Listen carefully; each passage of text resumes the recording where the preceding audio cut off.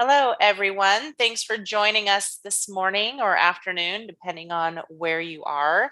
I'm really excited to introduce Todd Daniele, who will be presenting with us for the next 50 minutes. He is a senior CG modeling, sculpting, and lighting artist with a career spanning 3D and is going to really give us an insight into what it takes to become a successful 3D artist.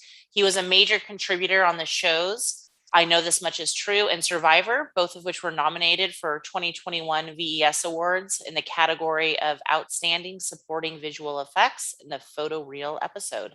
We're really excited to have you, Todd. Welcome. Thank you so much. It's a pleasure to be here. I hope I'll give some inspiration and some guidance to people, and maybe you'll like my story.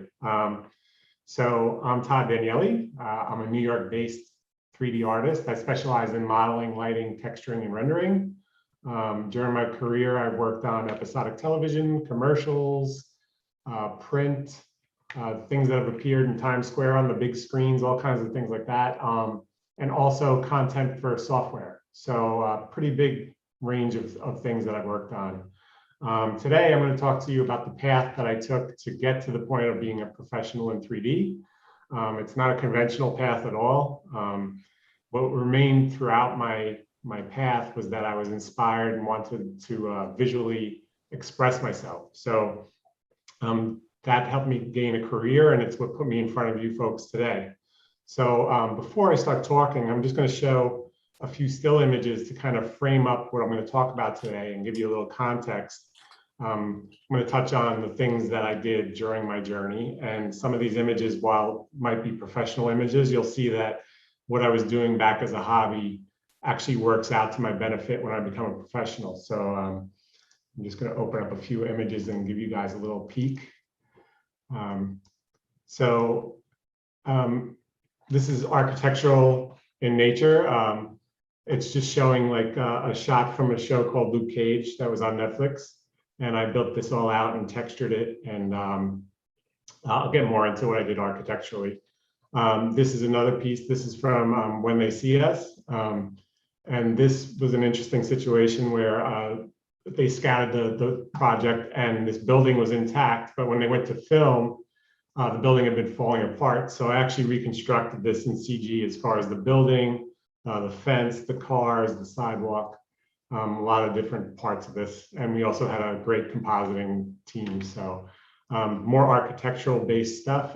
This building is all real, but this section here obviously is a little different or unorthodox. So I built that out, and that's in a few shots in the Tick, which is on Amazon. Some automotive. So I started out with the CG. I was doing a lot of automotive stuff, and this is just showing the quality of automotive work that I was doing. I did work for Mercedes-Benz at some point in my career as well, doing car rendering. Another car render. This asset was provided by an outside source, but the rest of it is all me. I textured, lit, rendered. And then this is from a Honda commercial called The Dreamer, which was quite popular a couple of years ago. And you can see the car. I modeled the car, and as well, I modeled all this platform and these pieces that are putting the car together. This is from I Know This Much Is True, which is an HBO show. And this was a clean plate that it was an overcast day, but there was no rain. And this truck, the main character's truck, they never filmed it in this shot. So I actually built out this truck here and textured it and made it look as real as possible. And that worked out pretty well. And this is from The Blacklist. There was a storyline where a man had been tortured, and I had actually sculpted and created this jawless man for that show. And this is a little personal work. This is just an old Nakamichi Dragon deck, which is a cassette deck from the 80s for those of you who are a little too young to remember. And it was just a test on how I would approach doing something like that. And it's a little hard to see here, but there's even fingerprint marks and some dust on the buttons. So just to give a little context. So those are some images to show the quality of work that I was doing and currently do. Was that just to add to your portfolio? I mean, you said that was a personal project. Yeah, it was just, there were some new tools in the software that I wanted to show off and just get used to. And I was kind of passionate about this piece. It was kind of an obscure thing from the 80s, and I had a friend who had one. They were terribly expensive, and he had one. It would take a cassette tape and flip it around. And I had an affinity for it and wanted to try to like really do a photoreal rendering of it. So that's how I ended up with that. So anyway, that just gives a little framework to what I do, and I'll show a demo reel or two at the end of the presentation. So how I got into 3D is out of high school, I went to a small art school in Connecticut, and they taught me painting, drawing, layout, design, things like that. Like at the time, there wasn't very much digitally going on, at least that I was aware of. So I had seen some CG, but I wasn't aware of like what was going on as far as software or techniques and things like that. So I was focused on painting and drawing and things like that. So traditional artwork. So I went through school, and then I got out of school and I said, well, I'm going to try to find a job like everybody does. And at that time, the economy was a little recessive. So I did look and apply to a few places, went on some interviews, but I wasn't having very much luck. So eventually I decided to work in a family-run business just so I could pay bills and exist. So I put the art as on the back burner and decided to just work in a family business. And during that time, I felt like, oh, all this money for education, it seemed like a waste, like I wasn't going to get anything out of it, So I continued to do what I was doing for work, which was boring and unfulfilling. I had student loans eventually that started to come up, and I was kind of like lost. But what did happen was I was seeing like Jurassic Park at the time, and I think I saw like they came out with Nintendo 64. Not to age myself too much, but I thought that was really cool that suddenly games were rotating and showing like 3D environments, and that inspired me. And it actually inspired me enough that I decided, all right, I'm going to take a couple of classes at School of Visual Arts. They have like Department of Continuing Education. So I took a 3D class and a couple 2D classes, but the 3D class was really informative. So we worked back then in soft image, and I got an introduction and I really liked it. But in the back of my head, I said, I'm not going to invest more into educating myself because, what I had done really isn't panning out right now. So I decided to just continue doing what I was doing. And eventually, I thought maybe I'll do something creative as a hobby. So I finally decided to buy a PC. And then a friend of mine suggested an app called Caligari TrueSpace, which I don't even know if it exists anymore. But I installed it and I started to play around, and I made some models. I think I made simple models like, again, Nintendo 64 controller, and I would frame it up and do some things like that. But I was modeling without any idea of how it should be done. So back then I used improper technique, which I didn't know what proper technique was. And there also wasn't a lot of info available, like how do you properly model something? So I was just bashing things together and booleans and things that are considered no-nos, but I did it. And then I'd have these models and I'd say, well, what do I do with them now? So eventually I got into the materials and texturing and rendering, and at a very basic levels, because there wasn't a ton of information available at the time. It was like YouTube, obviously, and there were a lot more written tutorials. So I did follow some of those. And I think I got to a level where I was kind of respectable. So the only thing that did happen, my education that I was kind of like upset about, it did come into play as far as framing images, like, how to lay out images and frame them up like if I were using a camera, and color theory and things like that. So even though I wasn't professionally making money from my education, there were elements that stuck with me and I was able to implement it into my 3D. So there was a practical application. So I did that for a while, and then I wanted to take things to the next level. So like many people, if you invest a lot of time and you're working on images and projects and you're sitting at your computer for hours on end, what the work I was producing, I felt was better than it was. So, let's face it, you invest in these things and you get attached to them. So there was that. But I think at a certain point, I came to the realization of being honest with myself about the quality of the work. So I did make a few mediocre, well, more than a few mediocre images in TrueSpace. And then I thought to myself, well, maybe it's the software that's limiting my ability. And that was, at the time, it seemed like fact, but I think now in retrospect, that's the worst mistake any artist can make, because at this point in time, every application is powerful and capable. So just know that, you don't need to change your application. It's usually putting time in the saddle and learning more. So well, anyway, I decided to move on from TrueSpace, and I started looking like what software is used for movies or commercials. And I came across at that time Lightwave 3D, which was a big player back then. And again, I'm aging myself, but so what I did was I decided to install it, and I started to model with it, and almost instantly I knew that it wasn't a good fit.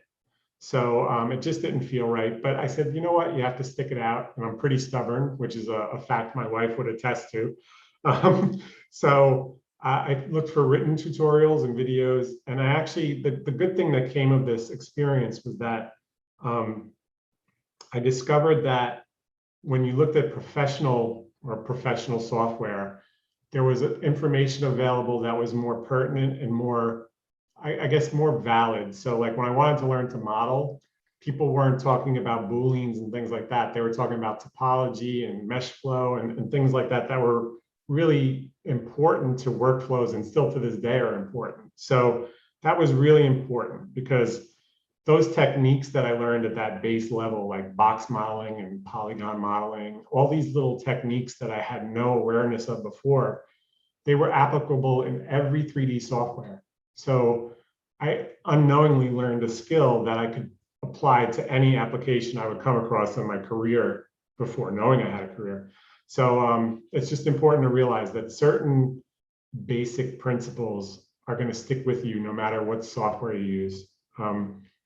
So what I started to do with Lightwave is I started to see what artists that I thought were, really doing good work were doing. And a majority of the people I found at that time were building cars with 3D software and rendering them. So I like cars, and I said, well, I'm passionate about that. So I started to just get into that and model cars. And the cool thing about that was it's not the easiest thing to do. So I learned how to create 3D meshes, and I also learned how to control them, because there are certain rules or certain techniques that allow you to have sharp edges and soft edges. So this was a really important thing to me. Like this again would come back later in my career as a thing that I rely on. So once I had these models, I fell back on, well, what do I do with them? And you need to render them again. So I was doing that in TrueSpace, but at a really rudimentary level. So now I decided to start to look at materials and lighting and rendering. And well, what happened was like the materials were pretty natural once you read up on them. I learned that. And the lighting, I got to a certain level, and I progressed, and the cars started to look good, and I framed them up because I had this experience from school. And I felt like I was making progress, but I didn't feel like Lightwave was a good fit. So I decided to do more research. So I went onto Google and I searched for more software, like what people are using in games and movies. And this time I stumbled across, surprisingly, 3D Studio Max. A lot of people use Maya, but at that time I found Max, and I actually installed it. And this time around, it was going to be a long haul commitment. So I still use 3D Studio Max to this day, and I feel it's one of the best applications out there. So the cool thing that happened, though, is by using Lightwave and finding more information that I had found when I was more of a hobbyist, those modeling techniques that I learned, like the proper modeling techniques, now applied to Max. The only thing I had to do is search out where the menus were or the buttons that did the same functions. So I had these techniques that were now applicable in different software, and it kind of gave me a jump start on where I was going. So, well, what do I do now, right? So eventually I had a decent amount of saddle time with Max, and I'm doing modeling, lighting, all the things I just discussed. But things were starting to look better, and my speed was increasing. So I was building cars or whatever faster. And I also acquired like a really important skill, which all 3D artists should have, which is problem solving. So I'll get more into that later. But if you develop a problem solving skills, like a pipeline for production, like on television, it's really important. So it sounds like things are going pretty good. I'm making good images. I'm able to make meshes, but here's the twist is that at this point, I'm tired of modeling cars. It's all I'd been doing for months on end. So I started to look for inspiration again, and I just searched on Google. And at that time, what I found was there were people making a lot of architectural renderings. So I thought to myself, oh, you could do that. So I decided to jump in and start doing some architectural work. And what happened was building a room or a piece of furniture was not nearly as challenging as building a car because, you know, the surfaces are pretty squared and it's pretty simple in comparison. What did happen though is now my lighting skills needed to be better because, you know, if you're going to light a room or an exterior, it's not as simple as lighting a car. You need to know about a lot of different elements like photons and bounce and radiosity and all these different things. So my time allocation changed from being, oh, I'm going to focus on modeling to I'm going to focus on lighting and rendering. So I spent months on end, again, learning how to make photo real at the time. If I look back now, they're not as photo real as I thought they were, but photo real renderings. And this was another benefit that later in life would come back because, you know, like a lot of times in production, I'll be rendering an interior space or an exterior space, and I now know how to do it. I didn't plan that, it just happened, you know, like this was part of my development. So now what happens is I do architectural rendering, I make some respectable images, and I got bored with building buildings. So what do I do now? Well, I think about maybe I could do this for a living. So it was always a hobby. And it was a hobby up until this point. Yeah, I was just doing this because I was working a job I didn't like, and I just felt like I needed, because I went to art school, obviously I like to draw and everything, I needed some fulfillment on that level, and I just did this as a way to express myself. So not necessarily to build out a portfolio with the intention of going to find a job. Oh, interesting. Okay. My experience to that point was that the schooling I had gotten didn't seem, and I'm in New York, so it should have been like, oh, I can get a job, but at that time, it seemed like the schooling wasn't applicable. So I just was doing this to fill a need that I had, you know, like to challenge my brain a little bit and learn, you know, like just have a skill just for my own satisfaction. So what I did now is I'm doing it as a hobby, and I decided to show people what I was doing. I hadn't been really doing that very much. So I joined some forums, and first for exposure and also for feedback. So one of the forums I had joined was a 3D Studio Max specific forum. And what I found was is that the work quality was really high, and that the people there were brutally honest. So this is really important, actually. I think if you go places where people just tell you things look good, you're not going to get like an honest assessment, and you may become complacent. So I actually appreciated and found it challenging when people would say something didn't look right or it didn't look good. So what I did was take that to heart and say, I need to be better for my own satisfaction, and also to prove to people that I didn't even know that I could do these things. So that was like a motivational thing for me, at least. I found it motivational. And the other thing about it was it gave me a skill that I didn't even realize I was getting. And that's like the ability to take criticism. Because when, as I said earlier, you're starting to make artwork, and you know, you might think it's better than it is because you're investing time, but you learn to take this with a grain of salt and say, how can I fix it? And again, I wasn't professional, but when I became a professional, I was getting feedback on a regular basis from people above me in the hierarchy that said, this needs to change, or I don't like this, or I don't like that. And I had a tough skin because I had dealt with people telling me, you know, this is the way to make your stuff better. And I didn't take it as personally as I did when I first started out. So that was really important. You know, it's a huge asset to be able to take criticism. And sometimes you may feel it's off base, or the person telling you isn't qualified. That's part of life, but you have to do it as part of your job. And I had a new skill that I didn't even realize I had because of that.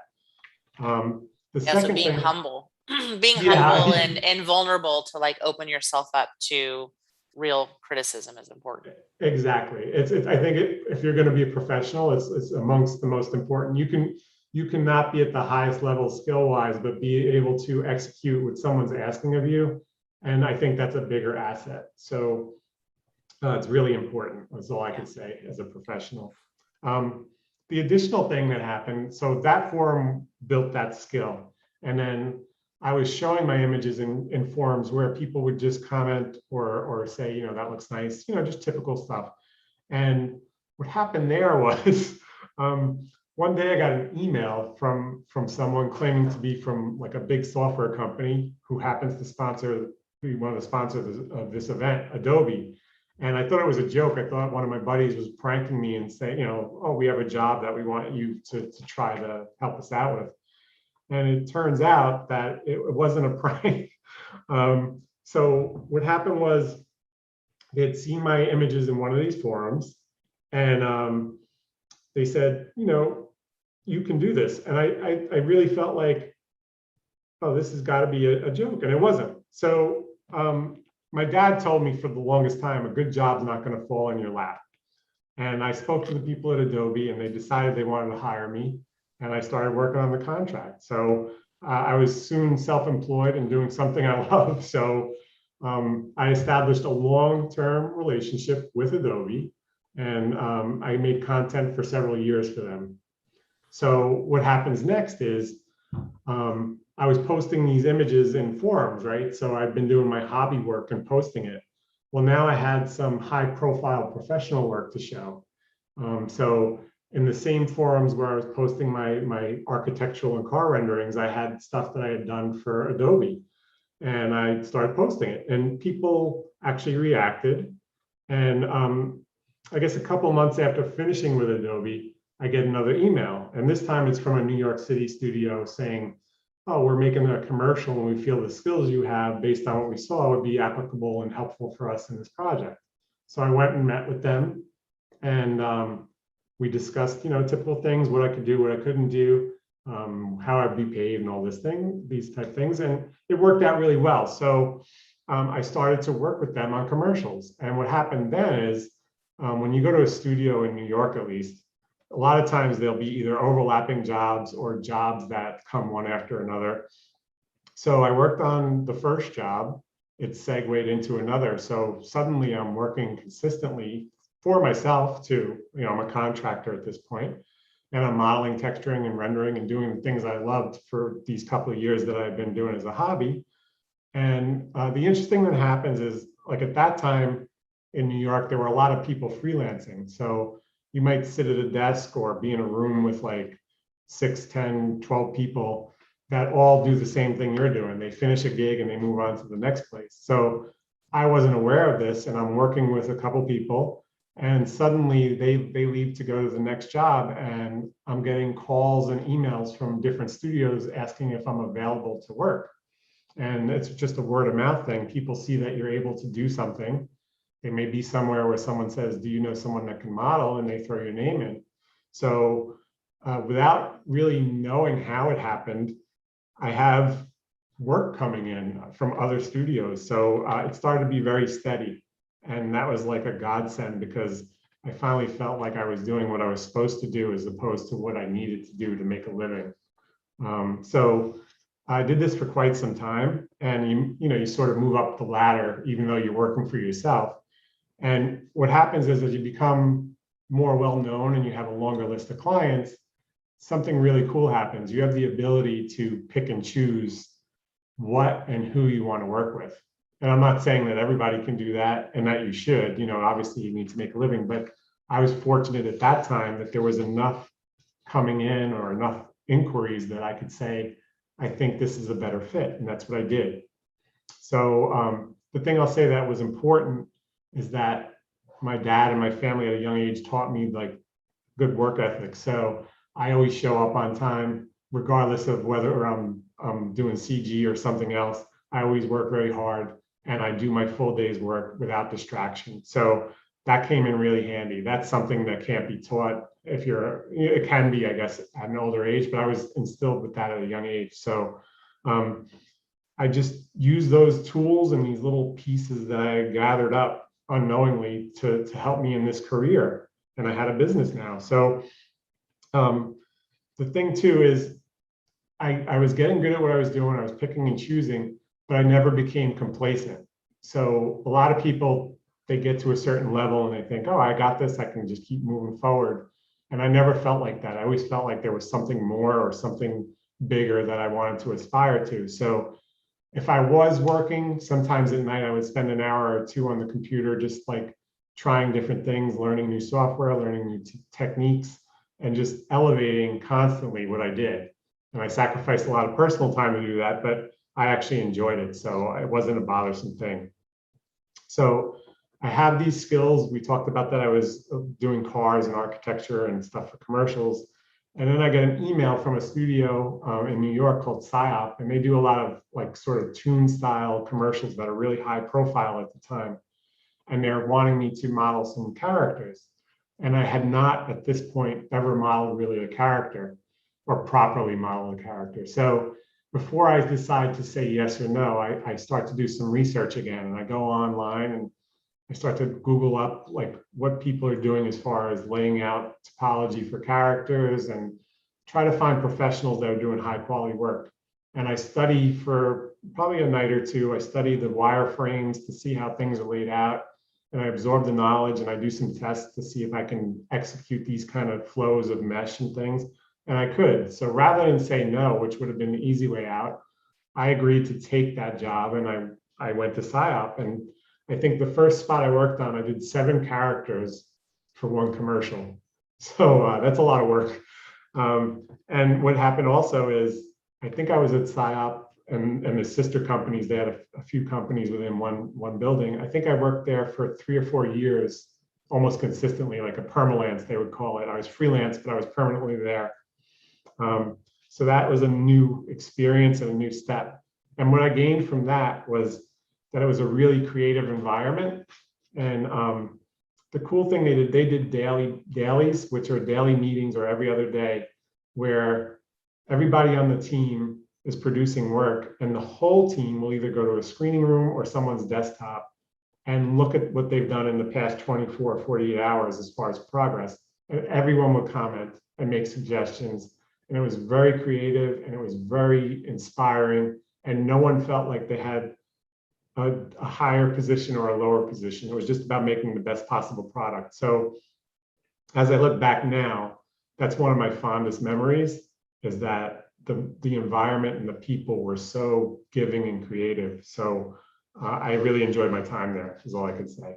So now from there, my next chapter is, so freelance is a great way to make a living because you have control over things that you wouldn't have control over if you're a staff artist or whatever. So the flip side of that is you have to also be very aware of billing, collecting your money, scheduling 401ks and SEP, like self-employed pensions, healthcare. You need to provide all that for yourself. Luckily, I had enough wherewithal to figure all that out at that time. But what happened is in like 2015 in New York, it seemed like freelance was slowing down a bit. So occasionally I was freelancing for a company, Fuse Effects, and they did episodic television. So they asked me if I would consider a staff position, and they put something forward. And I took a little while to consider it because I really liked the freedom of working for myself at that point. But because of the marketplace, I decided to take that staff position. So I was there for 6.5 years. I left recently, a few months ago. But during the time there, I learned a lot of new skills. I worked with people that I was friends with for over a decade. And the cool thing was I had a couple projects. One was nominated for an Emmy that I was part of a team that worked on it. And then another one was submitted for consideration for an Emmy. Didn't make it to that point, but at least it was put in. And then the other thing that happened in the last couple of years is I had 2 projects in 1 year be nominated for a VES award, which is a pretty big deal. So what I can say is I'm on the next chapter or the next step of my path, and that I think it's a crazy path. As you can see, I did a bunch of different things. but I never got complacent. I practiced. I took all these things that I learned along the way, and I helped it push it forward. So my dad was right about, work ethics, but as far as a job falling in your lap, I have to question whether he was right on that. And all I could say is my mentality now is that if opportunity doesn't knock, that you should build a door. So that's how I look at it. So that's sort of my path. That's how I got to where I am right now. And I think I'm going to talk now about how you can get started with your own path. And if you're looking to get into 3D or even 2D, there's some things you can do. So I love that, by the way. If like creating your own door, that's such an amazing way to put it, and I think it's so true. I think so too. I think if you're dissatisfied with, I was dissatisfied with my work, I think it's motivational, and I think you have to realize that you have more control over your destiny than you may give yourself credit for. Yeah. Well, and I think also there's a lot of questions around, if you don't know anybody specifically in the industry, or you can't go to the city where these jobs are, you don't have the connections. How do you make it happen? And I think it really is about opening yourself up to meeting and connecting with as many people as possible, because as you said earlier, they're recommending you, you're building those relationships. It's all about who you know.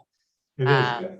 And you need to be, I think you need to be really positive, even if you don't feel positive internally. You need to be positive and problem solve when you're on a job, and put out your best work all the time, because you're sitting next to people that can, exactly what you're saying, recommend you for work. And, like, again, this is not an orthodox path. I didn't know anyone when I initially started. I think what I'm going to touch on a little bit later is also the exposure. So you have to be honest with yourself about the quality of work, but you also, especially now with all these platforms for social media and just showing your work, you need to put it out there, whether you believe it's at the top quality or not, because you can fill a niche at your current level and always meet someone or elevate your skills as you go along and still end up somewhere else. So I think that's really important. So I guess if you're interested in learning 3D and you want to take that journey, before you invest in things like Maya or 3D Studio Max or Modo or Cinema 4D or any of these applications, they're pretty expensive. I think the best thing to do at the ground level is to try open source software. Maybe like Blender for 3D is a really good application. It's gaining momentum. And then I haven't talked about sculpting, but there's also 3D sculpting. And there's a program called ZBrush, which is, again, a little costly, but they have a thing called ZBrush Core Mini. You can Google that, and you can get started with sculpting that way. And I think if you get a feel for that, you'll know whether you want to continue and whether you want to try to invest some time into learning it. So just focus on the skills and not the software. That's important. And then the other thing is, for me, it was modeling and texturing and rendering, anything that was visual. And that's just the way that I think or the way that I'm built. But for you, it might be a different journey. You might like to animate, or you might want to even do 2D, like editing or something of that nature. There's nothing wrong with that. You can composite. Just figure it out. Try lots of things. Don't be afraid to make mistakes, because without a big risk, there's no reward. So I have a ton of stuff on my hard drive that's considered to me failure, but I learned something from each one of those. So that's the thing. Your path is going to be get some software, try it out, figure out what your niche is, and then later on you'll invest. So I'm going to just talk a little bit about additional things like digital sculpting. I just touched on ZBrush. So in today's marketplace, I think learning ZBrush, if I were just starting out, I would probably spend like 80% of my time as a modeler learning ZBrush and how to be proficient. And what it does is it makes it so much easier to concept things, to look dev, just add insane amounts of detail to models and get them to a level that was unheard of like a decade ago. So I think if you're going to start out now, you can make organic and hard surface in ZBrush. It's a great tool.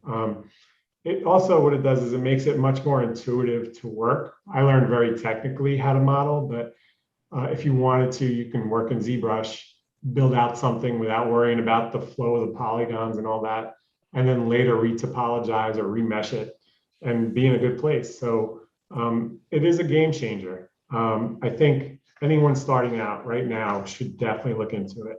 It's a really great expressive tool. So the other things that you're going to encounter are, if you're doing production, there's some things that aren't so fun. And one of them is unwrapping. So if you build a beautiful model and you want to put some texture on it, like if you had a shirt and you want to make it plaid or whatever, you need to know how to unfold that shirt so you can paint texture on it. So it's a skill that takes some time to develop. And there's tools within each software package to unwrap, and there are also standalone tools. And what I will say is that whatever you decide to use, the important thing is that these skills, the base core skills, are applicable to any of the applications. So you want to learn how to unwrap your models and seams, and you also want to learn about UDIMs, because these days there's multiple tiles of texture, which makes more resolution and makes things look better. So UDIMs are important once you get the bases down. And you want to learn how to prevent stretching on your textures. So that's really important, because when you paint the texture, if you were doing plaid as a good example, because of the checker pattern, things would be oblong or compressed, and you don't want that to happen. So that's something you need to know. And the other thing you need to know is how to pack UVs, which means you have a square. And if you have that shirt, you want to fit the sleeves and the shirt within that space. It's really important to know how to manage that space to get the maximum amount of texture in the space. So UVs aren't fun, but they're important if you want to be a sort of generalist in that kind of manner. So the next thing after that would be texturing. And when I started out, it wasn't very fun. It was okay to do, but it's really advanced in leaps and bounds. So we used Photoshop back when I was starting, and we would make like textures that you apply to diffuse, which is the color, and then specular and reflection. Nowadays, there's a lot of software to paint in 3D. And back then there was, but I think there was limitations on hardware of computers that you couldn't really run those comfortably, or they would bog down and not work well. But now today you have like Mari, which is a great tool. I don't personally use it. I have a little knowledge.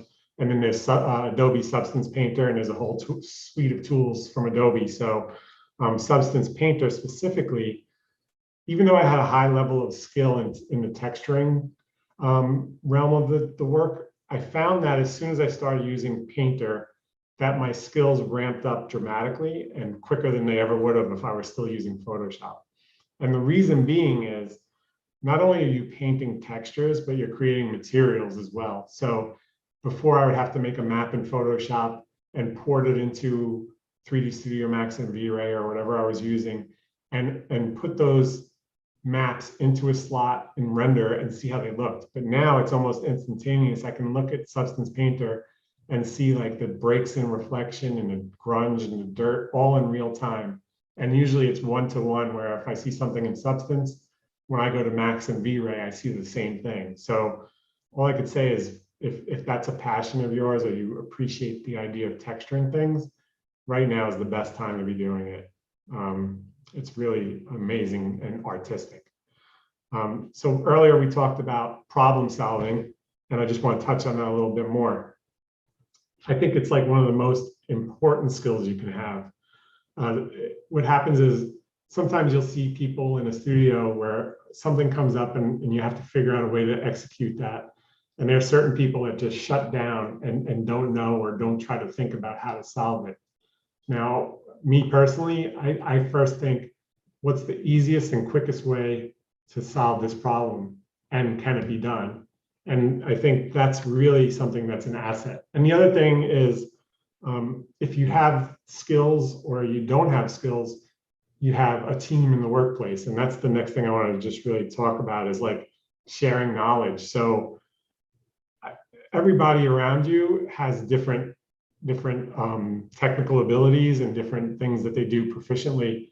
I think embracing your team and realizing that they can help you is a big thing. So I worked with 6 different guys at Fuse, and for 6.5 years.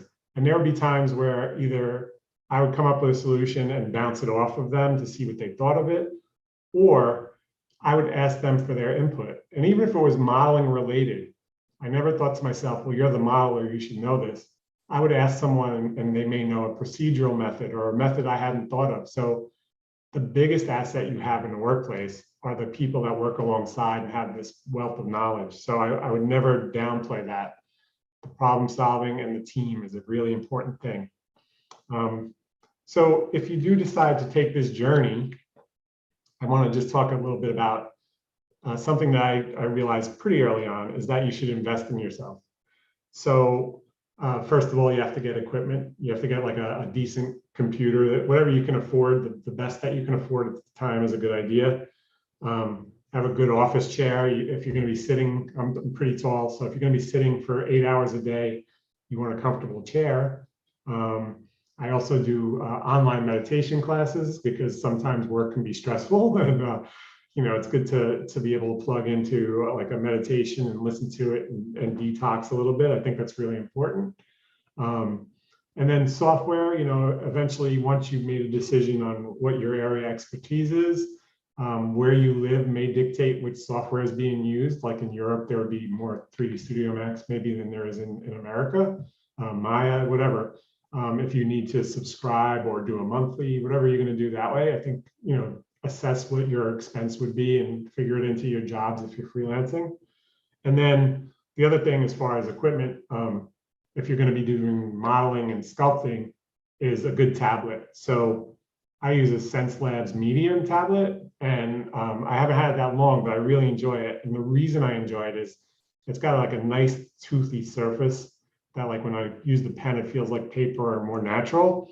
And it has this little quick keys remote, which, like, if you're doing ZBrush, it's got a dial and hotkeys. It's really fantastic. So those things, if you're going to be creative, are really important. Your equipment, your software, your environment, your mental state, and whatever helps you create the best possible work.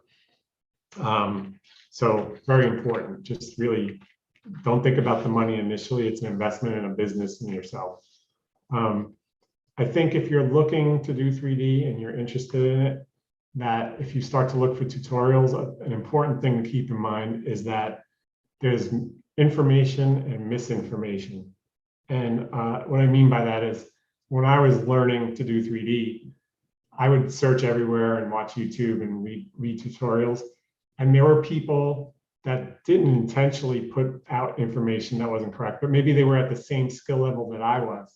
So they might have got something that looked good or worked for them, but it wasn't exactly the right way to do it. So what I would say is, if you're looking to look for tutorials or anything like that, is just to search out people who are professionals, or have some sort of resume or websites. Like, I can name some, like Pluralsight or Gnomon, whatever. There are sites where you can learn and pay to learn. Just know that the quality of education is important, because when you get in a studio, people have expectations. So just be discerning in your searching. And with that said, I'm sorry, go ahead. Oh, sorry. Are you gonna show a video reel, and then I want to get to questions, because Absolutely. I've been taking notes on all the great questions that are coming through. Absolutely. Give me a second. I'm going to open up let's see. Let me share my screen again. Got it going, right? So I'm going to just first show an environmental reel, and I think this really will show some of what I've been talking about, the things that I learned along the way, architectural rendering and building, architectural elements. We'll see a lot of that in this reel. So this is Mr. Robot. This was a show that they had a continuous cut. And what happens is the camera is going to pass through some glass right here. And obviously that glass couldn't be there. So the right side of your screen, I built out the glass, textured it. A coworker of mine tracked this whole scene, and we used the environment to cause the reflections and refractions. And then we handed it off to compositing. And I believe Luciano expertly composed this. Are you sharing your screen, Todd? I am. Do you see it? Nope, not yet. Okay, hold on a second.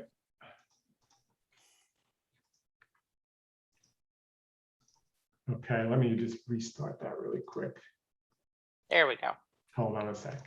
So let me just replay that. Sorry about Okay. that. That's okay. That's why I'm here. Okay, so here we go. Let's try it again. So this is going to be Mr. Robot, as I said. And this was a continuous cut episode. And what I did here is, as I said, he's going to walk through a door, but the camera moves through the right pane of glass, which couldn't be physically done. So that right pane of glass, I modeled, I did the materials and textures, made the little logos. And my coworker tracked the scene and gave me an environment that I was able to use for refraction and reflection.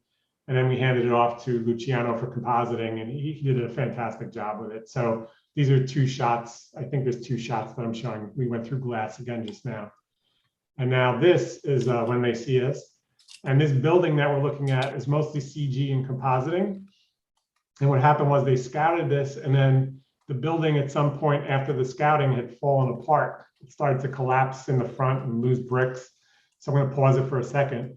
So most of what we see here, like the ground, the little entry to the basement, the facade, the awning, that's all CG that I created and lit and textured. The interior is footage that the compositing artist took care of integrating. And then the fence and the plants and the cars, all of that is CG. And that was out of necessity because they decided to film on that location. So compositing had to remove some scaffolding and then help me reconstruct. And they did so much intense work. They were fantastic. So this is another shot from when they see us. There's CG cars throughout because it's a period piece. There weren't older cars. So on the left of your screen, there's some real cars, but the taxi and the line of cars parked and the cars in the intersection and beyond are all CG.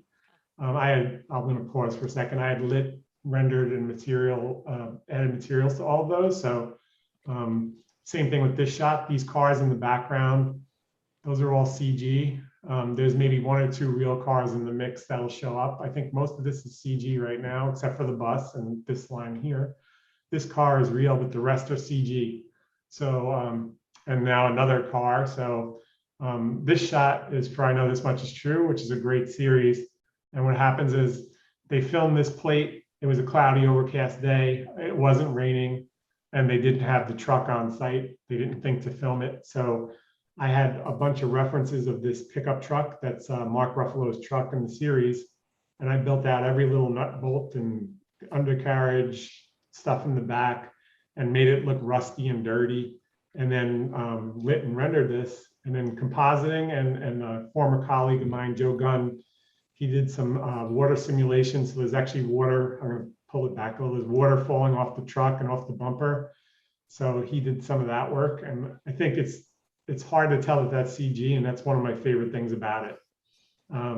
This shot is just like there wasn't enough rain on the windshield, so we also made more rain for the windshield. This shot, there was a flag, but I think for the time period, the configuration of the stars wasn't correct, so we made a CG flag, and I lit and rendered. Joe Gunn again did the simulation on the cloth and did a great job with that. Let's see. There was a lot of compositing. I don't want to downplay. I'm just not familiar with everything that was done there. This shot, so I'm going to pause. This bridge is also an older time period, and it had those modern style like things you see on the highway, the guardrails, and they didn't want that, so they cleaned it up. And then I created these wooden bolt guardrails for this, something simple that you would never know if you didn't see it. Let's see what's next. Very cool. I'm going to start interjecting some questions here. Sure. Any free resources you would recommend for a beginner in learning how to 3D model, or any colleges or university alternatives? I would say what I did, I'm going to pause the video too. Well, I'll let it run. What I did was look online quite a bit. So I'm not sure as far as Pluralsight or Nomon if they have free options, but look at YouTube. So pick a software. If you pick Blender, I would recommend Blender right now for expense reasons. Pick a software and then search for Blender plus modeling tutorials, or look on YouTube, same thing, Blender plus modeling tutorials. And then if you were to do ZBrush, or ZBrush Mini Core, YouTube has a ton of videos. There's the ZBrush people are great about putting up videos on training and just like showing time lapses and live streams. So for initial learning, I would search that what you have available to you. The internet has a ton of stuff, YouTube, and you may find written tutorials. I don't think that's as common now as it used to be. But I would say try that first. And if you find someone is making a lot of work in Blender and you like what they do, reach out to them. Because I know if I get an email, if I can answer it and give forth some information, I usually will. So that's about the best advice I can give. So do you feel like it's necessary to change locations for a good job, or is the world, accommodating to remote I would say, work? yeah, I would say that I don't think you, especially now, post-pandemic, I think prior to the pandemic, you may have had to move to work for certain studios.